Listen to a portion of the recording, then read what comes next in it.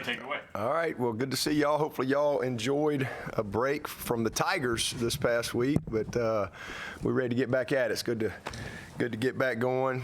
Team had great energy as I anticipated last night. Good for them to have a little bit of a break, staff too, to kind of, just, again, as I always say, kind of renew your spirit a little bit, and good weekend to do that. Great week last week as far as what we needed to do for Clemson and things we needed to work on and focus on, and then obviously preparation for a really, really talented Miami team. It's a very good football team that we're getting ready to play. I mean, they're 4-2 like we are, but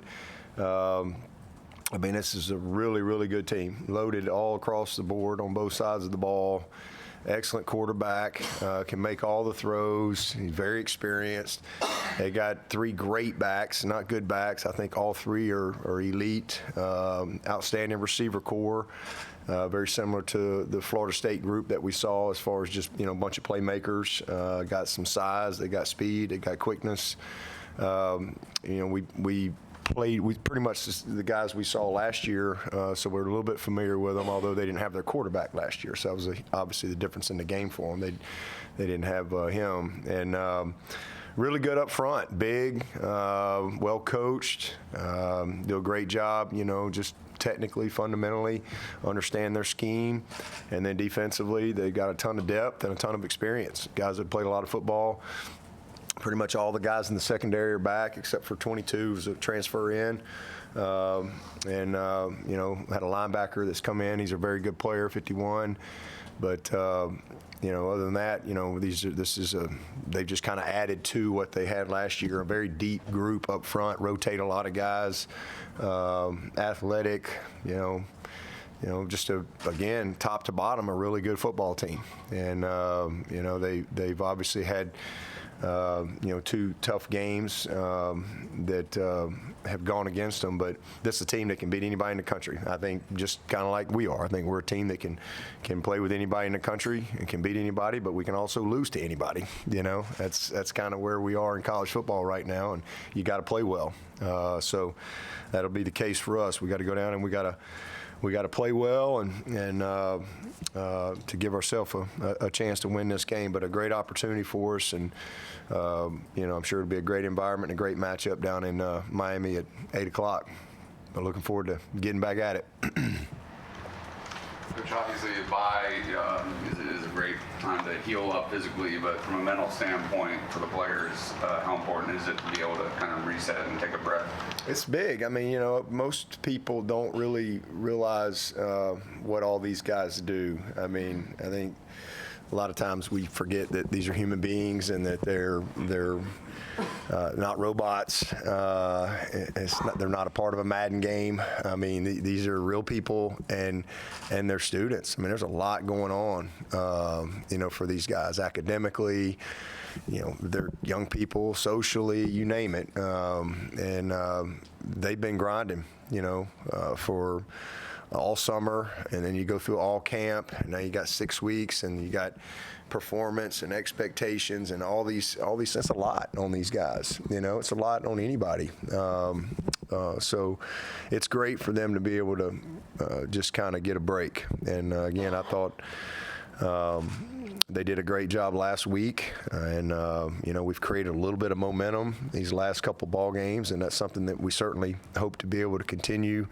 But we've got to go earn that, and we got to go play well. But I thought they had good spirits to them last night, and and the biggest thing is just we're a pretty beat up football team, in that Wake Forest game. When we had Antonio Williams for 3 games, Nate's out, Sheridan's out. I mean, we've obviously Cole Turner has played 1 game. He's out for the year. Wallace Walker Park. So it's good to be able to get that break when it came, because now we anticipate having everybody, with the exception of course, Walker and Cole starters will be out for the year.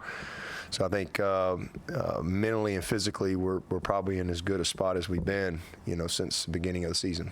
Is there a tangible growth that you think the team has made since the Wake Forest game, or is it mental, physical, and that's really the best you can even ask for? Since the Wake Forest game, yeah, I think there's a tangible growth, but it's I mean, it is tied to just the physical aspect of it, and the physical aspect of it affects the mental aspect of it.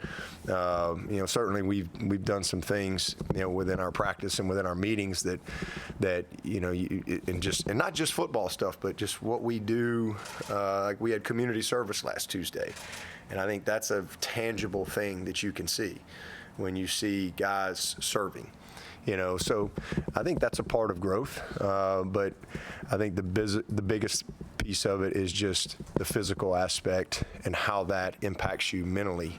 And so, we've got a long way to go. We got 6 more tough days ahead, and again, I think we're a team that can win any game, but I think anybody can beat us too. I mean, I think that's kind of where we are, and we got to play well, and so hopefully we can stay healthy and continue to add some momentum to what we've done the past couple games. Number 7 for Miami, this is Restrepo, slot receiver. He's a player. Slots you'll see all season. Yeah, and he played last year. In fact, I think he was the backup to Zero last year, and this year they both play a ton, and both of them are really good players. 3's really good; he can fly. 4's a really good player as well. He's their big guy, but 7 is. I mean, they've spread the ball around pretty good, but he's the guy that seems to be they want to force the ball to. And whether it be motioning him, creating bunch sets, moving him around, they do a good. He's an excellent slot. He's savvy. You can tell he's played a lot of football. He really understands the nuances of defense. He understands the nuances of route running, and he's got excellent ball skills. And he's a tough kid. I really like him. I like his game a lot. He's an impressive player, and so yeah, he's a handful. We got to do a good job in knowing where he is and winning that matchup. Coach, as you mentioned, Van Dyke didn't play last year. He had a great freshman season, had a rough season, sophomore campaign, but playing great this year. Yep. How much of that do you think is due to just his maturity and growth, and how much with the new offensive coordinator, Coach Dawson? Yeah, I think both. I mean, obviously he's healthy, and he's certainly a much more confident, mature player. Just going through the progression of his career, I think their coordinator's done a great job in really using all the pieces. I mean, they're a physical team. They're rushing for 190 a game, and they're throwing for 310, so almost 500 yards a game. I mean, this has been a very explosive and experienced group.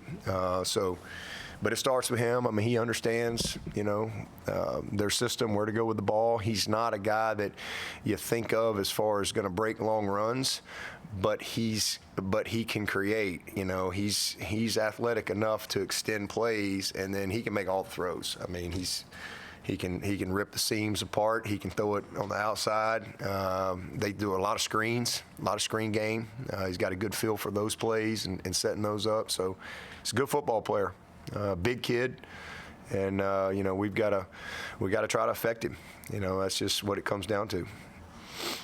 Dabo, seems like there's a lot of teams out there that can beat anybody, but also lose to anybody. Yeah. Was that reinforced to you sitting and watching games over the weekend? Yeah, man. I mean, it's college football. I mean, anything can happen in college football, especially today's version of college football. I mean, it's a battle every single week. I mean, it doesn't matter who it is. Anybody can beat anybody.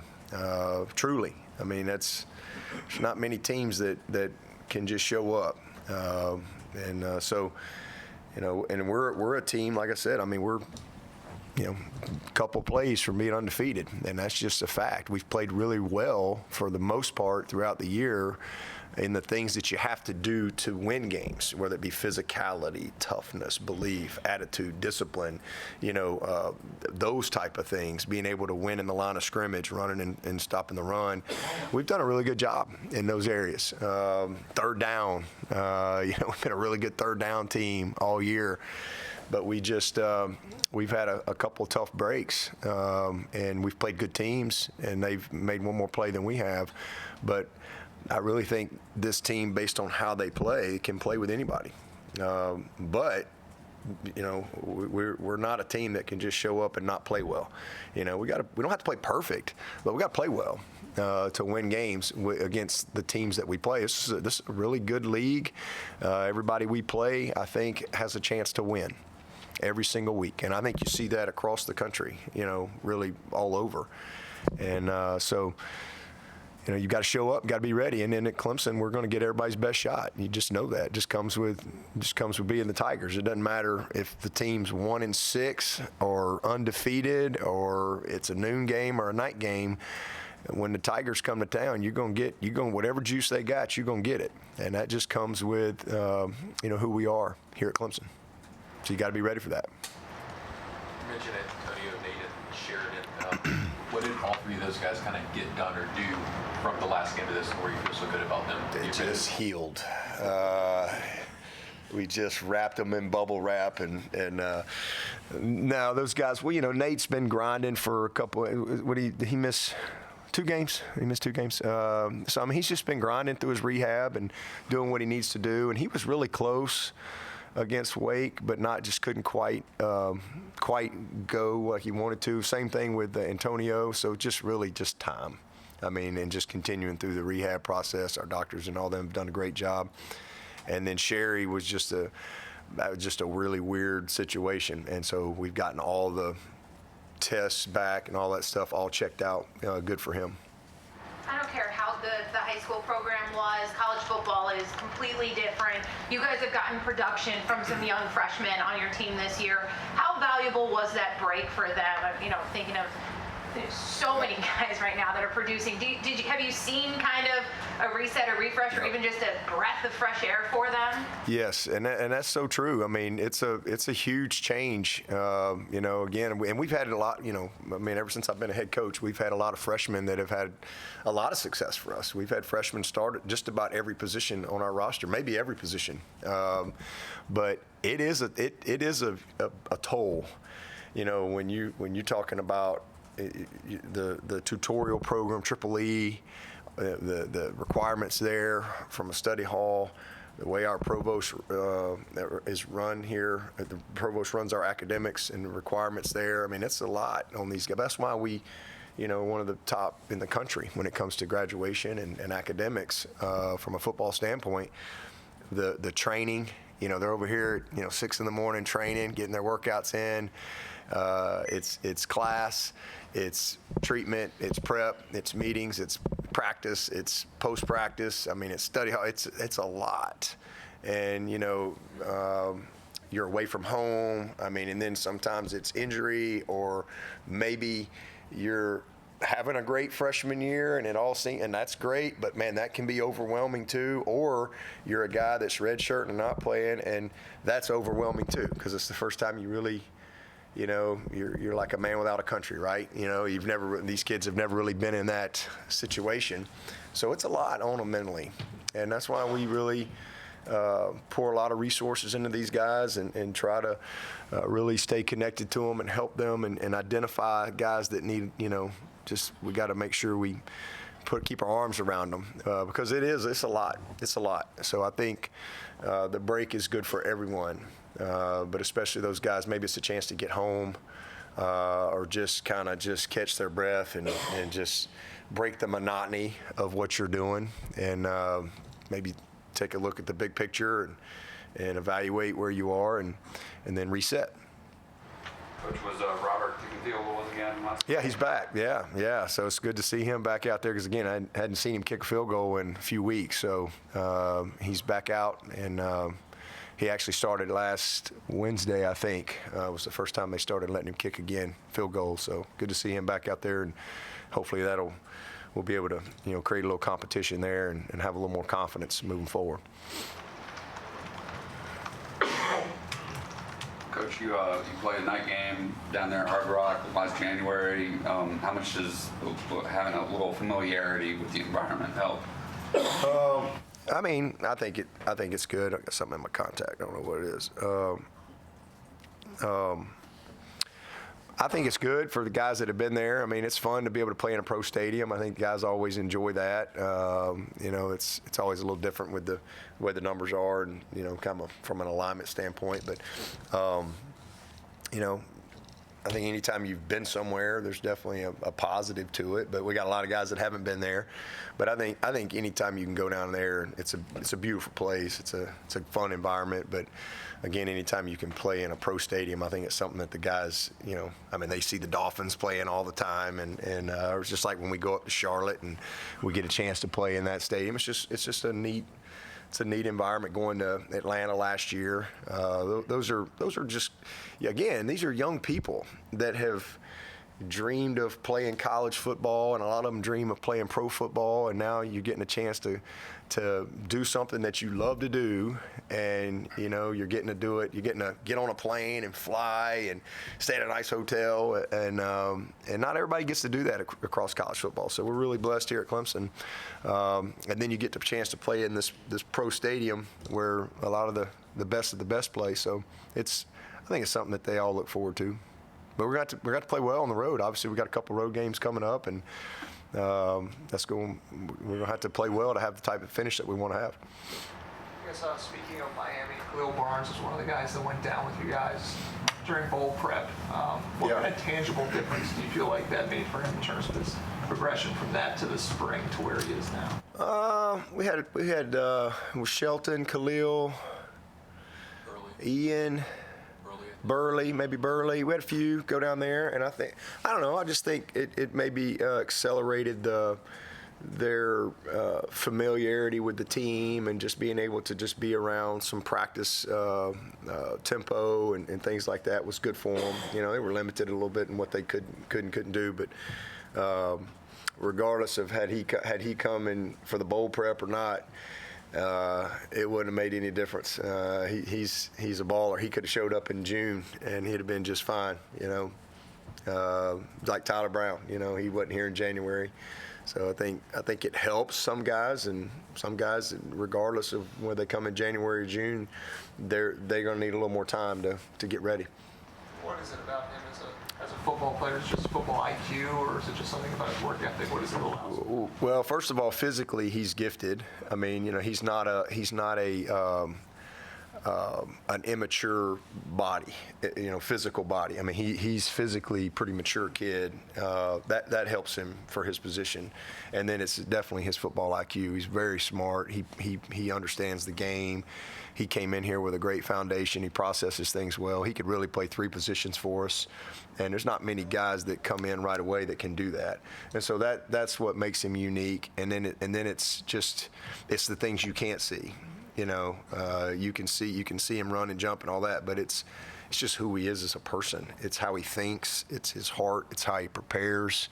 It's his love of the game. Those are things that are harder to see, but those are the things that's what accentuates the physical maturity that he has and the skill set that he has. I mean, he's got the mindset and the heart set to go with the skill set, if that makes sense.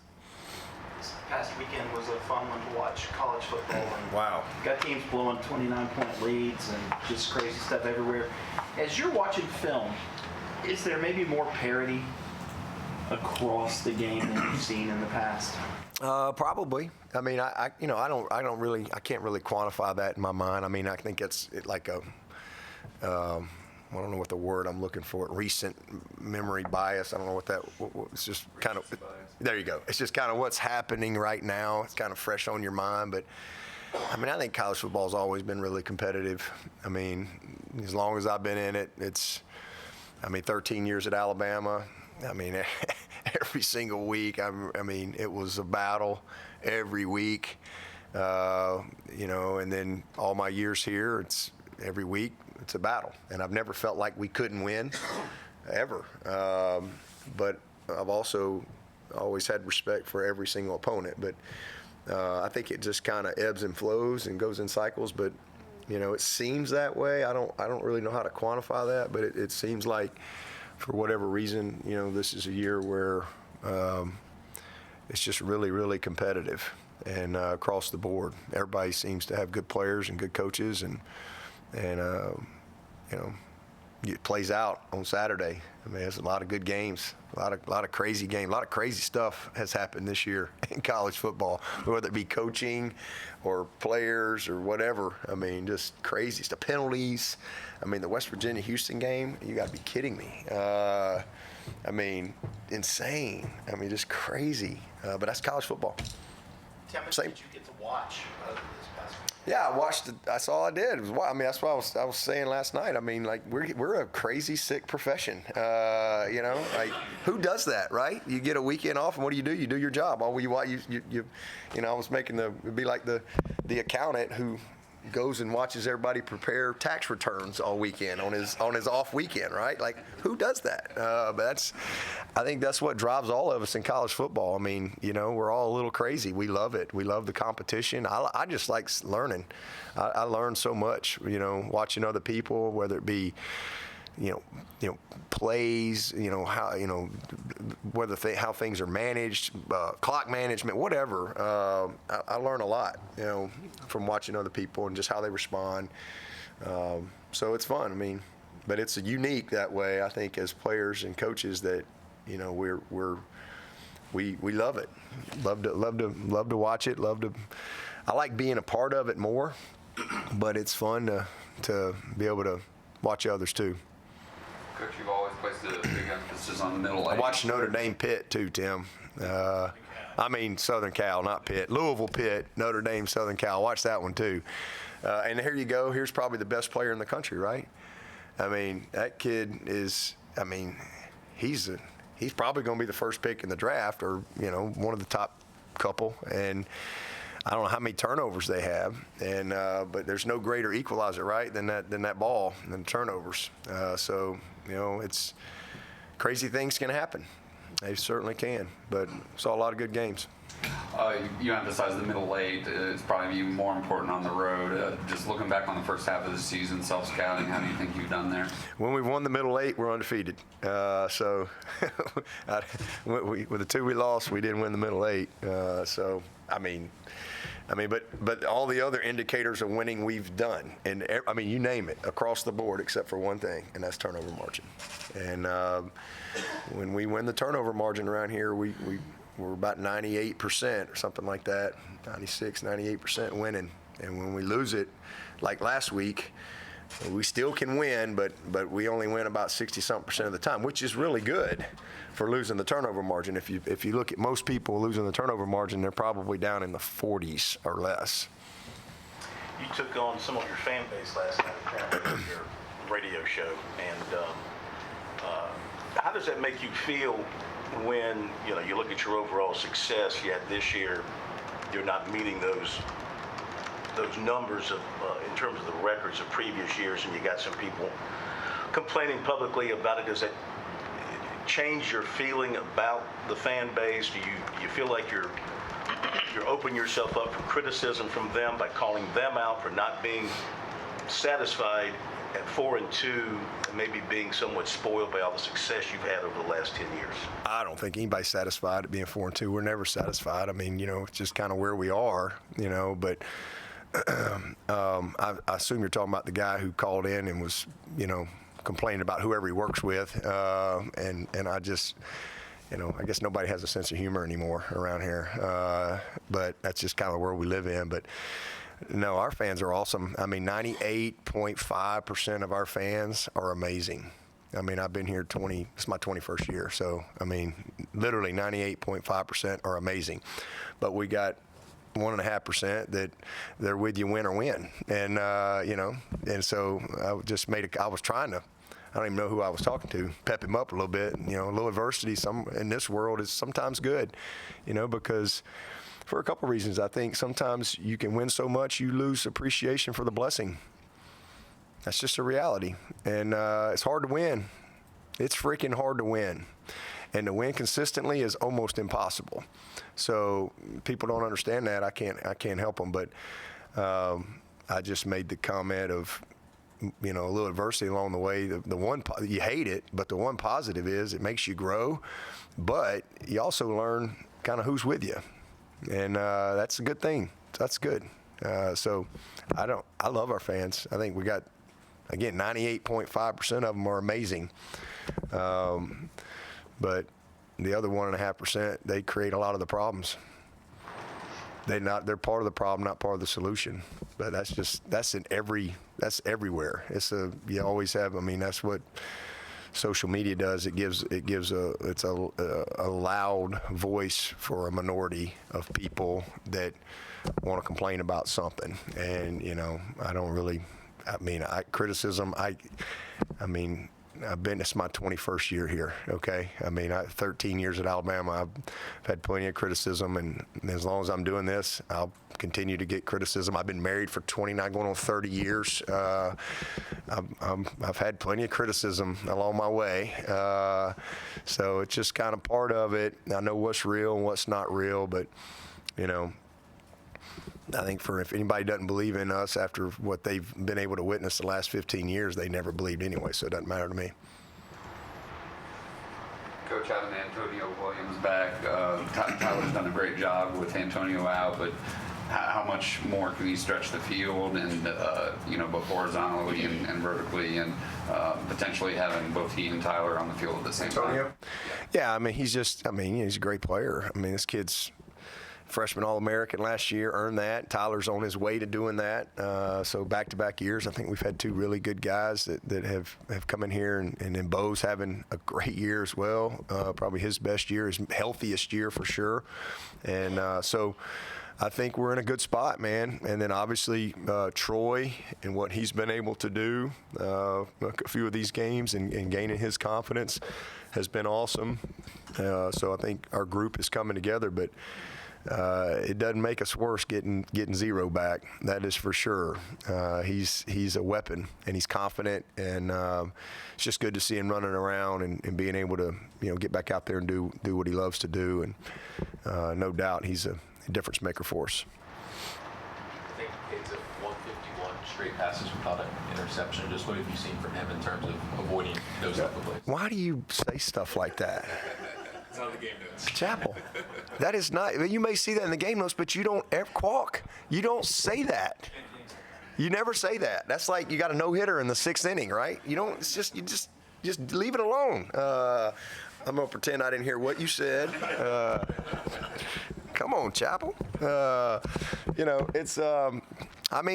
He's growing. He's growing. He's going to make some mistakes, but I'm telling y'all, we got us a great one, man. This kid is coming, and he's blossoming. And we saw it last year, but he just needed to kind of physically come on a little bit, and he's made of the right stuff.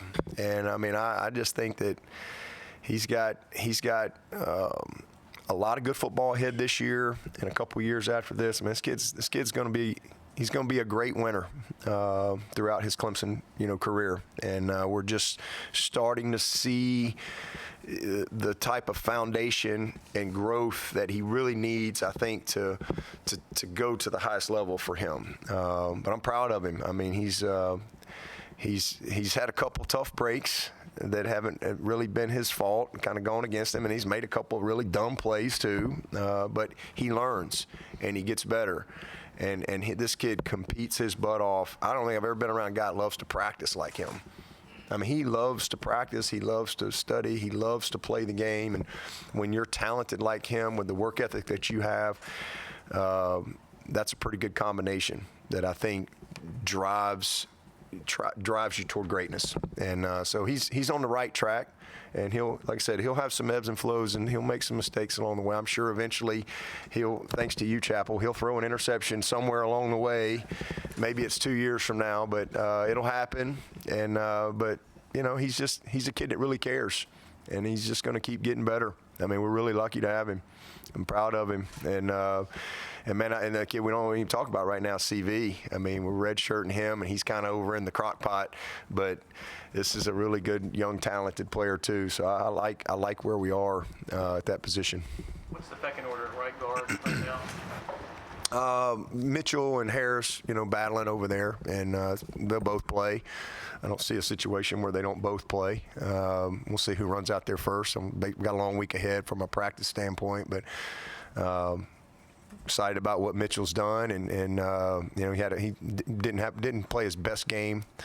I guess a couple games ago, but Harris got a lot of opportunity in the last game, took advantage of it, did a great job, and we're really excited about, you know, him and our OL in general, and what we have the opportunity to produce there over these next couple of years.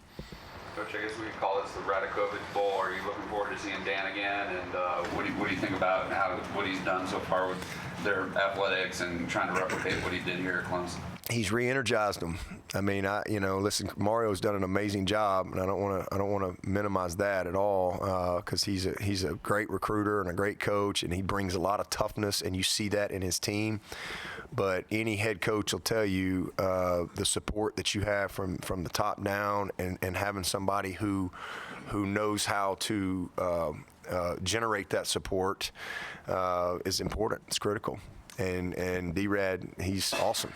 He does an amazing job. So I think he's a builder. You know, he's put a lot of things, I think, in place. I don't know where they are, but I'm sure they've got things going right now, from fundraising to facilities. You know, so I think they were maybe a little behind there in what they needed to do. So I think he's got a lot of vision, and he's got a lot of, you know, energy. So I'm sure Mario would tell you the same thing. He's probably made a huge difference for him in a lot of areas, and not just in football, you know, in just the whole athletic department. He's really good. Did a great job for us, and look forward to seeing him for sure.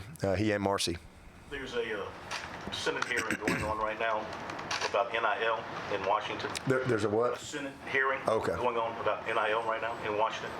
I'm just wondering, you know, how confident you are that the United States government can figure out NIL and come forward with a solution that makes everybody happy. I don't know. What's your confidence?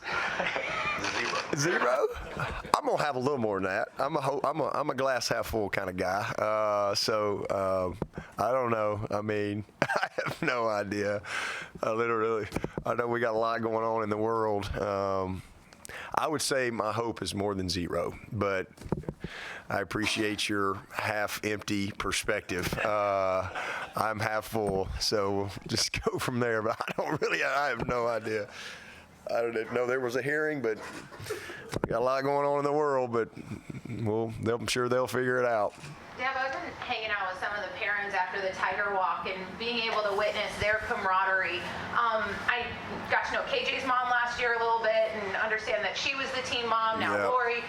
When did the team mom thing start exactly, and why do you see that as such a valuable and important part of this culture that you guys have here? Yeah, well, I mean, that starts really in the recruiting process here. I mean, the way we do things is different and unique. You know, we're not all things to all people. We don't really offer a lot of guys. We don't do 100 official visits. And so people really get to know each other here. And it's a close group. Our recruiting classes are really close. Typically, you don't see a lot of decommitments at Clemson.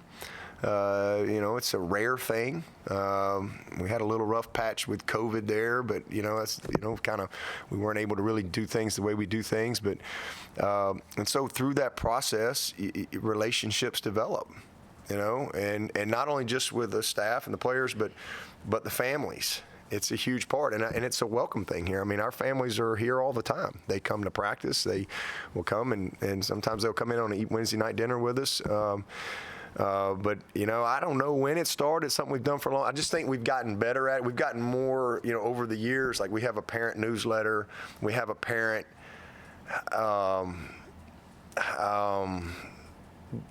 I guess it's a text thread or a Snapchat or something. Ashley runs it. Ashley, who works with me, she kind of runs that. She's our parent liaison. And so, again, we send them a newsletter every single week that we generate from within. It's just a lot of communication. I do a 13-month calendar that I send all the parents in August that has all the way through the next August planned, so they can be organized. And, you know, it's a lot easier to buy plane tickets in August for the next April than, you know, the week before. Say, you know, so we're very efficient, we're very connected, we're very organized that way, and I think that really leads to trust and respect, which accentuates relationships. You know, our families tailgate right here. I don't know of many places where that was something that I really fought for really, really hard when we built this building. You know, so our parents park right here on game day. They tailgate together. They use this facility. They use the grills. So they're together. You know, we have wherever we're on the road, there's, again, a parent who all's going. They share tickets. They all communicate, you know, whatever. It's like a virtual, back in the day, you know, got to, need to out on the street, right? So there's a lot of communication that way. And I don't know when the actual team mom, you know, like official, probably as we got a little more, I guess, technologically savvy. And I would say Skowski's mom, you know, she was here for 10 years. So, I mean, she ran it for a while, and then it's just kind of gone from there. We do a lot of things together. You know, they sit together, and we do a big thing in the spring. We do a big family cookout in the spring game with all the families are here together. So they just know each other and spend a lot of time with each other, and they all have, you know, we're all kind of in the fight together, if you will. I grew up playing really competitive soccer, and my coaches were like a hard, fast rule of like, if your parent talks to me, you're going to sit on the bench. Like, that was a serious rule as like a high school club soccer player, and like through the ODP ranks, Olympic development ranks, and all of that. And I feel like that's more the norm of like, you're now adult men, keep your parents out of it, we deal with you as professionals. Why do you see that value in welcoming in the family and allowing them to come to practice? What's the benefit that you believe and have seen as a result of that?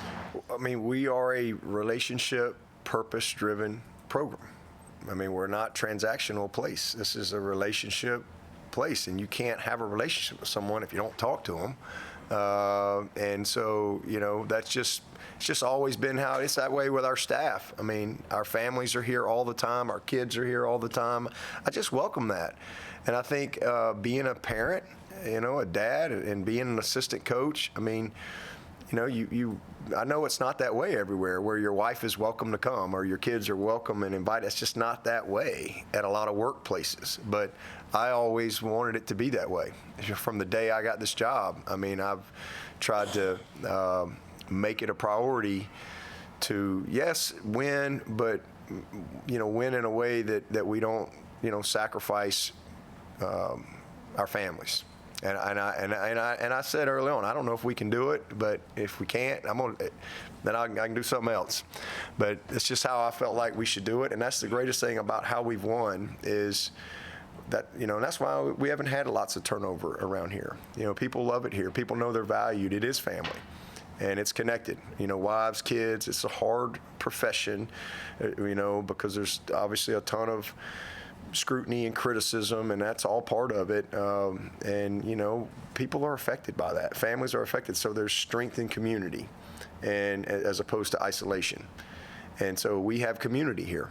And it's something that we've nurtured for a long time, and it's not something that we have to fabricate. It's just a very natural thing here. And when people come here, they sense that. And I think it makes us unique. I mean, you can do a lot of things, but you can't fabricate, you know, family or genuineness. You know, people know if those things are real or not, and it's the same thing in the recruiting process. So, you know, I always tell people we don't, you know, I hate the term de-recruit, you know, and when you've done this for a while, you hear that every now and then. Oh, you got to recruit. Oh, we got to de-recruit these guys, and I just hate that, because I think that means you were something different in the recruiting process than what you really are. And I always, you know, to me, it ought to be better when you get here, because you get a chance to be here. And, you know, so we're brutally transparent. You know, I don't mind talking to anybody. I'm going to tell them the truth. Now, they may not like that, but that's just, or at least what I think is the truth. But that's just part of it. But I think that, again, that people want to have a relationship and communicate and be told the truth. And so we don't shy away from that. Can you refresh me on Gunn's injury? Did this come before you went and got White's, or I didn't? It was kind of like simultaneous. That week, you know, he didn't kick that whole week. that we got White's, he had the quad strain. So it's kind of I guess started a little bit before. Didn't tell anybody or whatever, and then he had a little swelling, and so he didn't kick at all that week.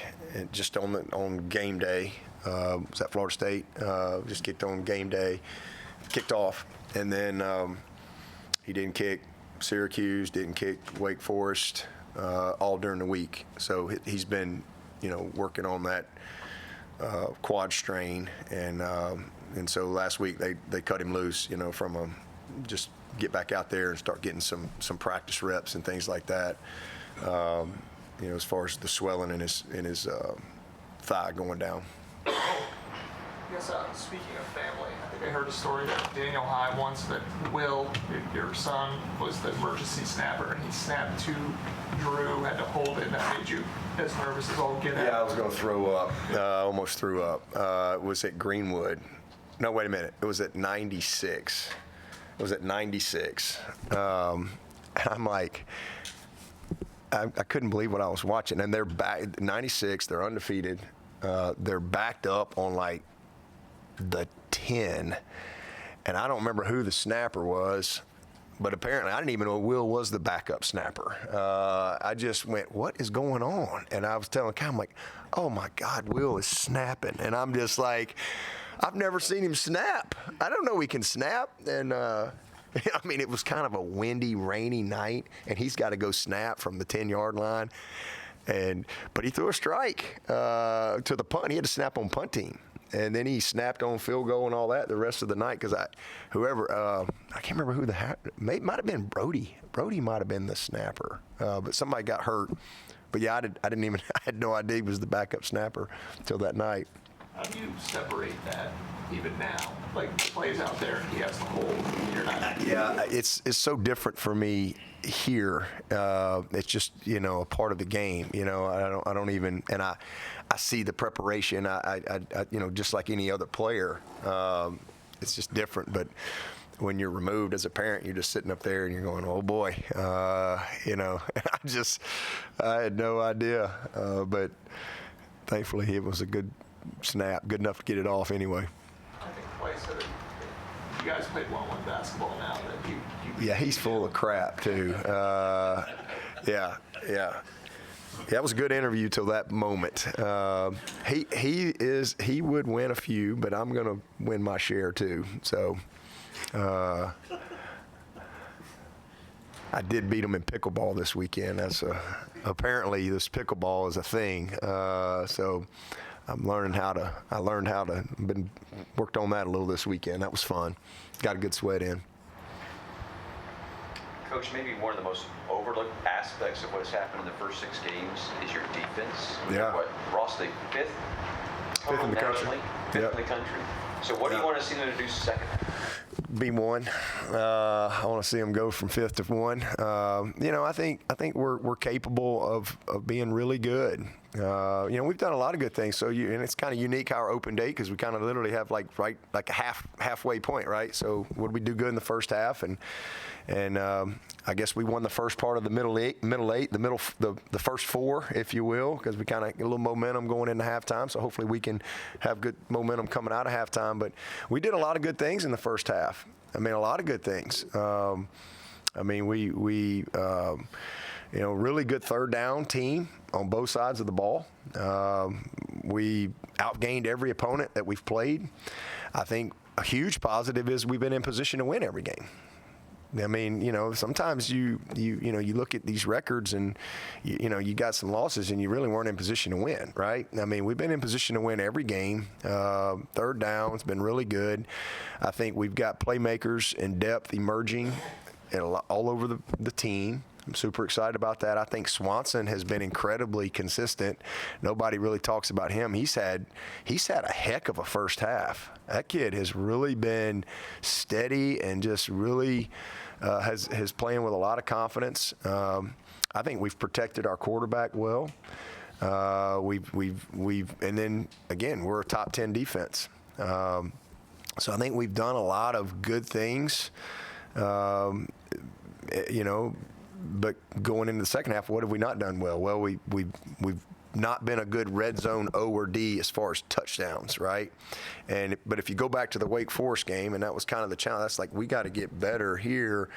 They had 5 trips to the red zone, and they had 1 touchdown. So we made progress. We had 3 trips to the red. Now take a knee out, all right? Let's take that out. We had 3 trips to the red zone. We were 100%. We had 2 touchdowns and a field goal. So, hopefully that's a sign of heading in the right direction.